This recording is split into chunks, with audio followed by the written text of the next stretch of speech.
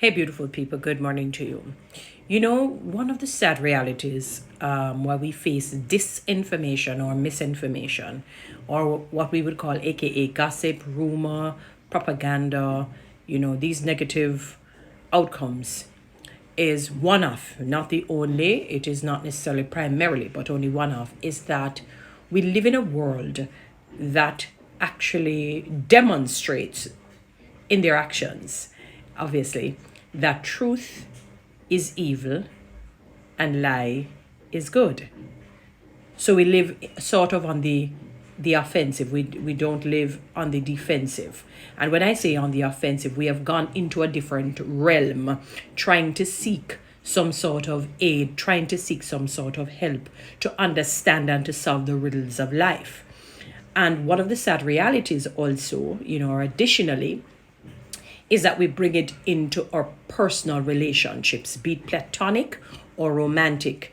Have you ever noticed sometimes you wonder why friends will go behind you? Have you ever wondered, sorry, why some friends will end up, some friends, let's put the friends in quotations, maybe they're friends, will go behind another friend's back and speak negatively about them. Apart from those friends, they let's just call it perpetrators, having issues that they need to deal with, maybe self-esteem issues, maybe narcissism, they suffer from, brokenness, whatever it may be, or just plain evil.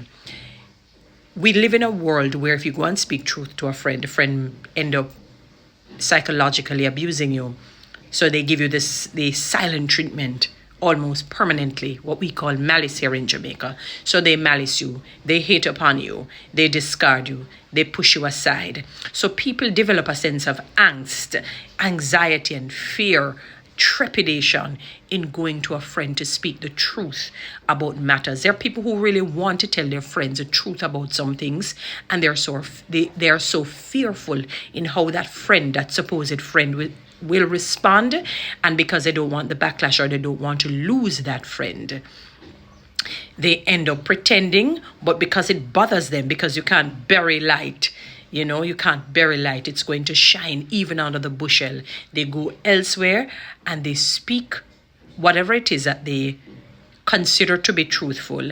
And then when they do that, it becomes a snowballing effect, and then whomever it is that they would have said it to goes and they tell 10, 20, 30 different people, and the story becomes twisted, and disinformation is created, misinformation is created, and the gossip starts. And that is how friendships end up parting, end up dissipating, end up demolishing, because you can't speak truth to a friend. And what I would want to say to the so-called perpetrator versus victim, I just use the word perpetrator, meaning the friend who can't speak the truth, because they're fearful of the repercussions, they go elsewhere and so-called speak the truth, and it's seeming as if they're stabbing the friend behind the person's back or the people's backs, and maybe that's not what their intention is, because they are now in a world where no one wants to hear the truth. That really wasn't even a real friendship from the get-go. If you are my friend and I'm your friend and we're unable to speak truth and the friendship remains, it therefore means we are not friends. We just exchange words ever so often or infrequently with each other. We are not friends. Friendship is about truth telling.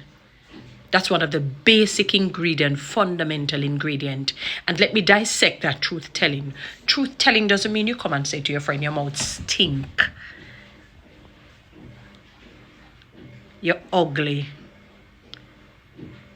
I can't stand you, you're disgusting, you're brown and fat, you're black and fat, you're big, brown and ugly, big, fat, black and ugly. No, that's not truth telling. That's a sinister, malevolent, very vitriolic, evil-minded, bad behaving persona that you have exuded. That's not truth telling. It may be true that the friend suffers from an odor issue, but to go and say your mouth stink, your body stink, you are not being a friend. You're being evil. guising it under I'm being truthful. No, you go to your friend and you say, friend, come here. What's happening? Talk to me. I'm noticing something that seems a bit off. You know, your odor has been this way, or your odor is this way, or this, that. What's going on? Talk to me. Is it a health issue? You're struggling to, get whatever things that can help you? Talk to me. Because you're my friend, and I want people to look at you with pride and with dignity and with integrity. What's going on? That is what I'm talking about. You're talking truth in love. And you do that at the expense of the friend malicing you. You do that at the expense of the friend hating upon you. When you speak that truth in love, I guarantee you there is going to come that time when you're going to reap the reward of being a good friend. That friend is going to recognize his or her folly and foolish, immature ways and come back to you as a friend. I guarantee you. But when you sit and you pretend and you know all of this secret and you hide it because you're afraid to tell your friend, because you don't want your friend to not speak to you, and you go and you tell somebody else, I guarantee you have sown the seed of disaster for that friendship. It has already gone down the rut from the moment you started with not telling your friend the truth in love, in respect, in honor. Then it has already been doomed. It has already been doomed. Morals or morality, values, these things still wear. I heard a man saying it on his live today. It is still in style. It will forever be. It's timeless. It will forever be in style. Those music that we listen to, those 70s, those, whether, maybe 60s, 70s, 80s, 90s music. Some of them, when you listen to them, no matter what time, what season, what year, what feeling you're in, when you play those music, it's like they're just made. They're brand new. That's morality for you. That's values and good attitudes for you. They still wear, as the man said. It will never go out of style. Let me share this real story with you because I read her book, the late, great, and very notable, esteemed Cicely Tyson. She would, as growing up, she started modeling because, she grew up in Nevis, I think it is, she said, yes. You have St. Kitts and Nevis, I guess the Nevis section. And, went to the United States and so on with her parents. She the youngest or the eldest, may have been the youngest.